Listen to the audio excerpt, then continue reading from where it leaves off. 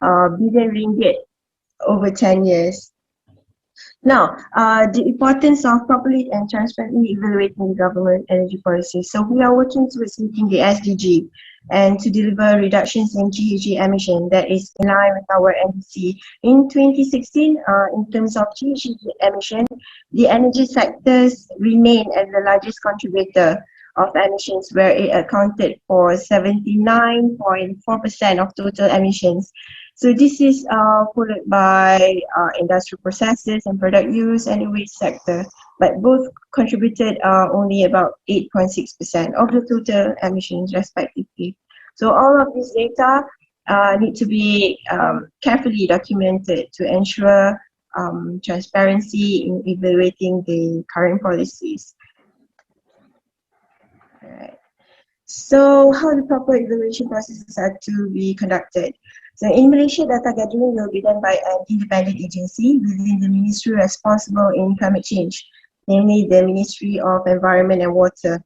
So, but the source of data comes from many stakeholders. But however, the Energy Commission is the designated body to consolidate data for our national energy balance. So, on operational matters on climate change, guided and endorsed by the National Steering Committee on Climate Change, chaired by the Secretary General. So in the coordination of the preparation of the national communications and biannual update reports is under this National Steering Committee, so which reports to the UNFCCC. All right. Sorry, am I too fast? Okay. Anyway, okay. 1 minute. All right. All right. Anyway, okay. Key evaluation documents are all available online. Like, for example, on the screen you can see the midterm review of our 11th Malaysian plan, and also we did preliminary study on demand side management, which is now the main thing now. So and then we are currently in the midst of completing our midterm review of National Energy Efficiency Action Plan. So all of these documents were instrumental in policy decision making. So in making EE into a national agenda, Malaysia has formulated many policies and initiatives. So we have undertaken the preliminary study on DSM to formulate policy and action plan covering the entire spectrum of the energy sector, including electrical, thermal, and also energy usage in the transport sector. So for your information, the Ministry of Energy, the ministry that I'm in now, we only covers on the power sector. So the rest of the energy spectrum is covered under different ministries. So with this study, we conclude that these three sectors are the most crucial, like electrical, thermal, and energy usage in transport sector. It is also to identify the gap, opportunities, and challenges that need to be addressed to achieve a high energy efficient economy. So I think that's about it. Perfect, literally perfect timing. Right. Yeah, that was great. Thank you very much. Okay, now we go to Indonesia. I think John was scheduled to talk about that, but it might be Rizlima.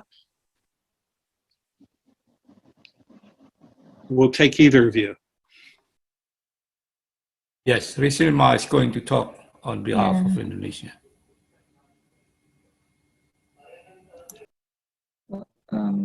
Is she on? Yes, I'm here. Can you give me 1 minute, please? That's fine. Well, 1 minute's a lot. I don't know. Oh, okay.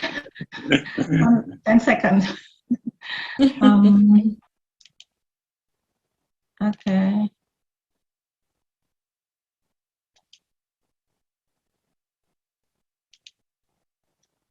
Oh.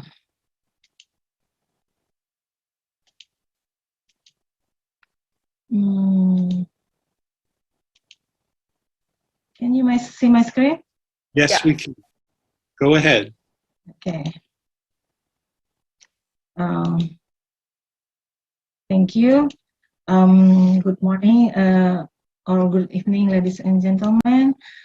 It's a big honor for me to be able to talk in this panel. I'd like to share about energy evaluation in Indonesia. I work for Research Center for Policy and Management of Science, Technology, and Innovation at Indonesian Institute of Sciences, or LIPI, in Jakarta, Indonesia. Let me share to you about what is the government viewpoints regarding renewable energy sustainable development in meeting the climate change mitigation. So in Indonesia, we have several targets. First is regarding the target of achieving 23% of renewable energy by 2025 and 31% by 2050.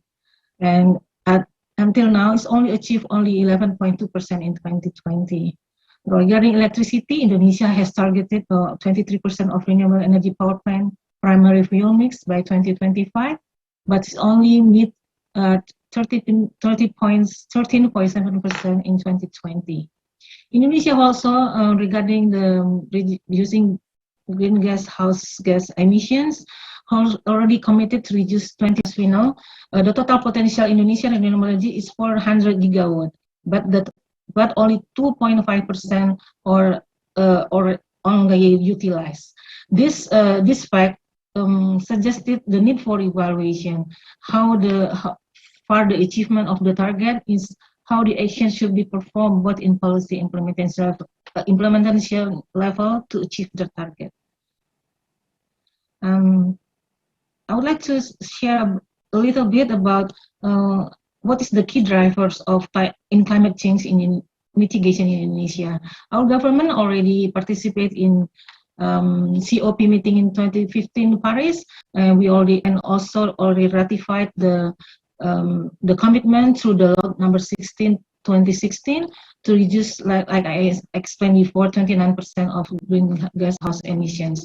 Both together, this commitment with the target of 23% of renewable energy are focused to reduce, to help Indonesia to reduce their total greenhouse gas emissions in the near future.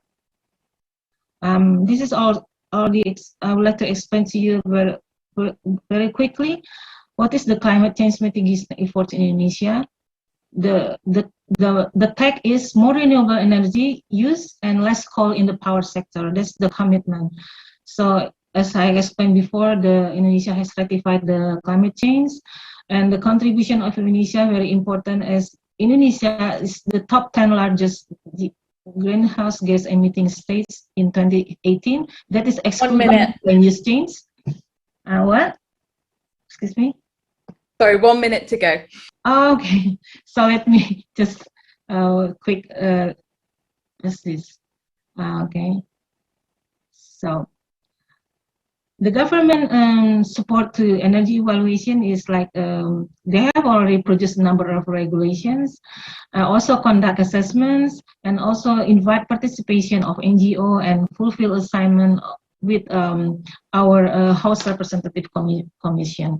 Although the energy evaluation is not done in a regular way, but they support only in the level of regulations.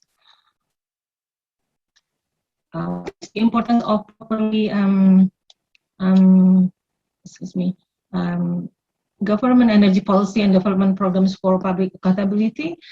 The success of an intervention in development is not only measured by the scale of investment. Intervention on